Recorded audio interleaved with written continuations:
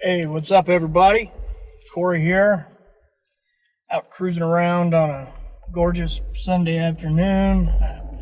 I've been stuck home injured for a while and thought, you know what, man, I just need to get out. It's a beautiful sunny day, all the leaves are turning. So I just decided to take a mental health drive and thought maybe it'd be a good time to catch up on a video. Truth be told, I think, as much as we've overheard it for years, I think we ought to talk about the Guitar Center situation. I'm assuming everyone has seen the news by now. In case you haven't, this week, someone with knowledge of the situation leaked out that the Guitar Center has missed another, I think, $35 million interest payment. And as a result, they're looking into bankruptcy, meeting with creditors and such now. They're in what's called a 30-day grace period after that missed payment. But there's not a lot of reason to think they're going to be able to make it at the end. So odds are a bankruptcy case is in their future.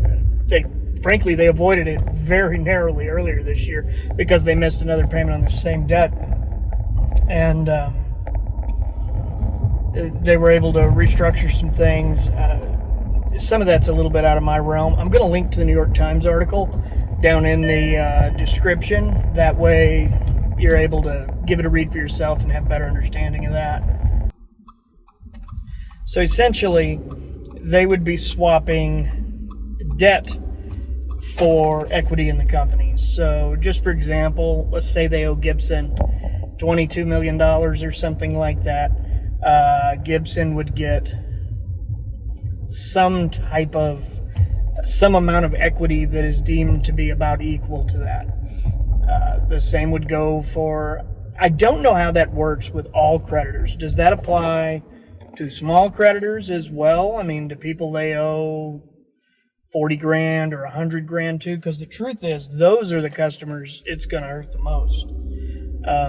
Companies who have, say, their pedals in a store in Guitar Center and, borrowed to the hilt just to be able to fulfill the order. I went through this in a business myself once before, and that in itself can be catastrophic.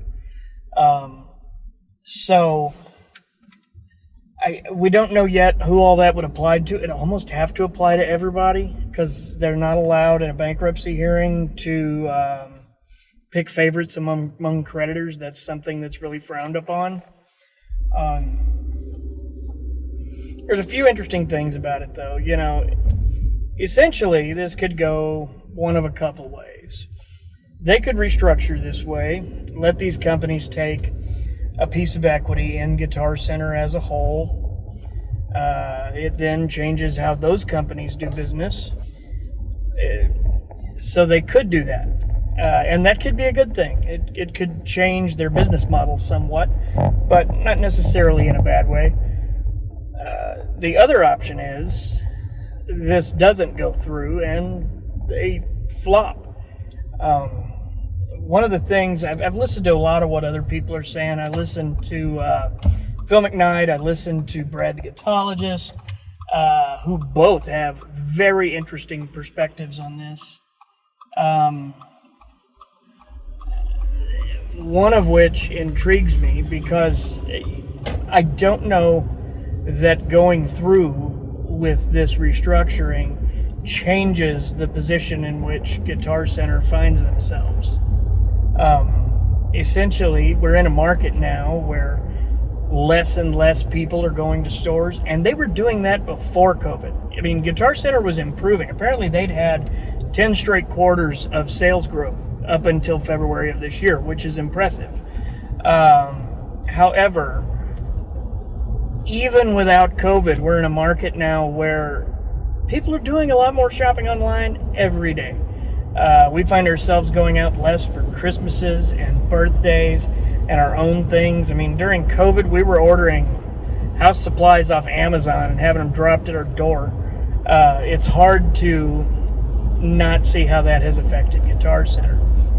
Interestingly enough, Guitar Center's main focus is on the beginning guitarist, beginning to intermediate.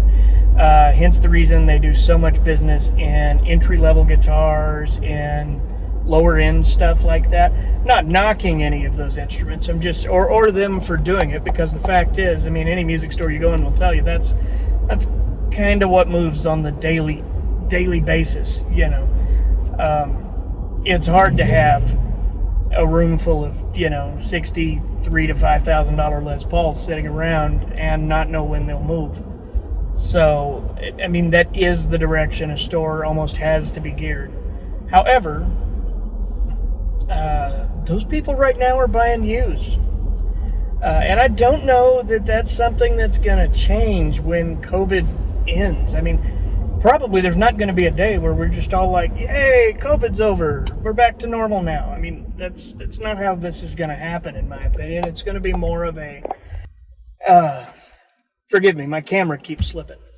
The truth of the matter is, it's probably going to be a very gradual thing, and what we were before may not ever come fully back. I think there's always going to be now an increased level of concern for going out in public, especially when bugs are about, during flu season. I think you'll see people wearing masks even after this is over. What I don't know about Guitar Center, and again, this is something I heard other people say, is how does this change their stance in the market? And honestly, I don't see that it does. It basically gets the money that's owed to people repaid to them in some form or fashion, but it does not involve any kind of a complete business model revamp where, they become more digitally focused or anything like that. This is strictly just debt restructuring. Which, that's great.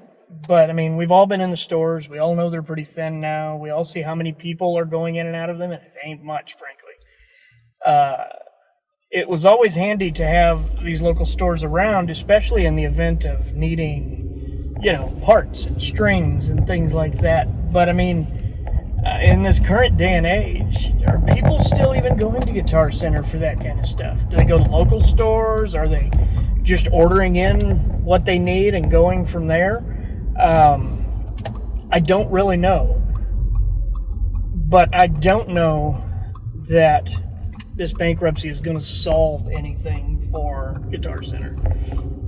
It helps with the current debt, but it doesn't, in my opinion, do anything to change the trajectory of the company. I just can't imagine, Gibson suddenly being willing to throw money into the operation of Guitar Center. Even, is it Bain Capital that owns Guitar Center? I'll double check that and put it below if I'm wrong. Even they're only a minority stakeholder. They're like 20, 30%, something like that. So the truth of the matter is,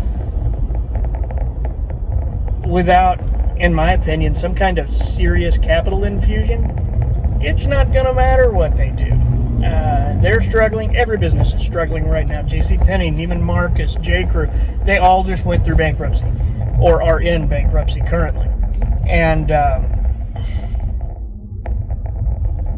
I don't know that people are still going to be going to stores to buy things to an extent that it's financially viable for the existence of a large corporate chain. There's always a place for mom and pop shops in any industry, in my opinion. If you can gather up the community support to keep them going, that's usually the biggest struggle with mom and pop shops, is keeping them busy enough that they can justify continuing to operate. But it doesn't mean it's not possible. I don't know what the real answer for them is. The truth be told, when you're in and this is again something McKnight talked about, when you're competing with behemoths like Reverb, Reverb's keeping everybody in business. is the God's honest truth. Without reverb, so many mom and pop shops would have closed through COVID. I mean, many of those shops are skating by on $1,000 a week in sales, 2 to 5,000, low numbers, and to have something catastrophic happen to where people are afraid to go out, that's rough on them. Reverb gives them the ability to continue keeping a little bit of cash flow coming into their business, and I think that's been vital in this, and I think that's a model you might see make its way to other industries moving forward as well. I mean, I don't know if it would be, fashion, guns have similar operations, but that particular model has probably saved thousands of businesses over the course of the last 6-8 months. For Guitar Center, though, I don't know. I don't know what the difference looks like. I know lately it seems like they've been putting more emphasis on their used gear. The website's used gear has a lot of stuff, and it's pretty great. But it's not convenient. It's not like walking into a music go-round or something and just seeing what's there. Because you go into Guitar Center and it's a very limited used selection of, at least their guitar section is, But the hope is that, they'll pull through. I mean, don't get me wrong, I have my beefs with Guitar Center, but I also, know people who work in the stores, and these are good people just trying to make a living working with guitars and drums and whatnot, and that's great. But I don't know where its long-term viability stands. There is an interesting dynamic taking place that could change things for the very long term. I mean, I think there's a lot of things we'll see go digital. I would argue there are quite a few in-store, in-person businesses that might just decide to get rid of that overhead, because to run a store like that costs thousands and thousands of dollars a day. When you think about the rent on just one giant Guitar Center store, you're looking at, tens of thousands a month, best case in the tens of thousands. Because real estate is ridiculous, and especially high-end commercial real estate. And Guitar Centers are generally in nice locations and nice shopping centers. So I don't know if they can justify that amount of overhead. I mean, it might be a matter of ramping up their online operation. I mean, they have an online operation. They own Musician's Friend. That's another debate altogether that I don't understand. Pretty much the same products, pretty much the same prices, just a different label slapped on top, and they're separated. It seems to me like there could be more synergy between those two operations for them that would help to open up, not just save them money, but open up logistical chains and things like that. It totally makes sense for them to be more of one company. I mean, maybe the option is you shut down the retail end and make it all Musician's Friend. I still get Musician's Friend catalogs. I still get excited when I see them. I can't remember the last time I ordered anything from them. It's been a while. Not for any reason, just because I guess I don't see much of their online advertising. It seems like I get Sweetwater ads everywhere I turn my head, but that's not always the case for Musician's Friend. But we'll see how it goes. The jury's out. Truthfully, it's going to be probably later in the month before we would hear anything anyways, because they're not even in default yet. They just missed the payment. But I don't see a scenario where they're not in bankruptcy. So we'll see what happens. I genuinely wish them all the best. It is, I'll never forget my first time in a Guitar Center. It just blew my mind as a young man. I was like, holy crap, look at all this. And, but you know, times change. They are what they are. There's not a lot you can do. Well, that's about it for today, guys. I just thought I'd take a few short minutes here and chit-chat a little about Guitar Center with you. Please, if you don't mind, take a second to like and subscribe. We really appreciate that. I'd like to just thank you for watching and let you know we've always got more stuff right around the corner too. So please keep an eye out and feel free to chime in the comments. Let us know what you think. What do you think is going to happen to Guitar Center? I don't know. I just, I don't know where it's going to end at this point, but I have a feeling we're nearing a point where there's going to have to be a major change. So that's about it. Thanks for watching. We'll see you next time, guys.